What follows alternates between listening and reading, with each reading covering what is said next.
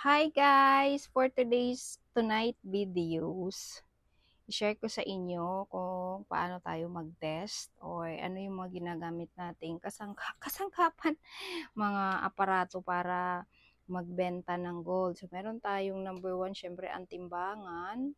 Dalawang klaseng timbangan natin. Meron tayong sizer sa ring. Meron din tayong roller para sa inches ng inyong mga jewelry. Ito yung cleaner, panglinis ng alahas. Meron din tayong diamond tester. At ito po ay yung tester natin sa gold na binili ko pa yan from US. Ayan. Pero yung natetest po dyan, mga maninipis na gold. Kasi usually, ang pag-test ng gold ay ikikis-kis nyo po itong gold na makapal mo and then lalagyan mo siya ng ayang liquid kung 14K or 18K tapos igaganon mo siya and ilalagay mo dito.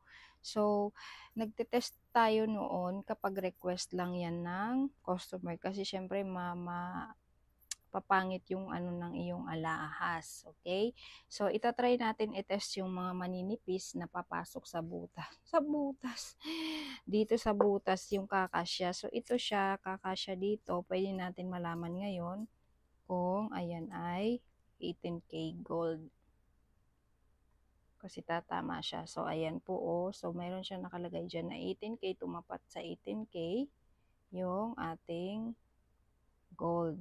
So, ganun po siya. Tapos, itong white gold naman, inuulit ko po sa mga makakapal, kailangan kiskisin po yan and ilagay sa bilog na to yung nakiskis natin kung probe ba siya na gold. So, ito po ay white gold, 18K. Ayan, ganyan siya po. Hindi ko na ilagay ng maayos. Mahirap po pag walang ano. So, ganyan po oh. This is my necklace. 18K Saudi gold yan na white gold. Okay, tapos ayan. Tapos kung hindi pa kayo masyadong convinced sa inyong sarili, pwede rin kayong pumunta sa mga Korean shop para magpa-test ng gold. So, ako po ay nagbenta ng mga Saudi gold ko na umaabot ng 11 don. Tinanggap nila yung per don ng 290,000 won. So, yan po yung 11 don. Ang halaga niya po is 3.335. Okay? So, sa diamond naman, mayroon tayong 14K at saka 18K Japan. So, itatapat ko po sa bato nito, yung nauuna po dyan is 14K Saudi Gold. So, ayan po siya, tumapat sa pula. Nakalagay po is diamond. Kapag nasa red po, diamond po yan. Dito naman tayo sa Japan Gold na stone. Ayan, ganyan din po siya. So, ganyan po mag-test ng diamond stone. Okay po. Ito pong mga makakapal nyong chain, kailangan ikis-kis dito, ang lagyan ng liquid, tas igaganon po natin.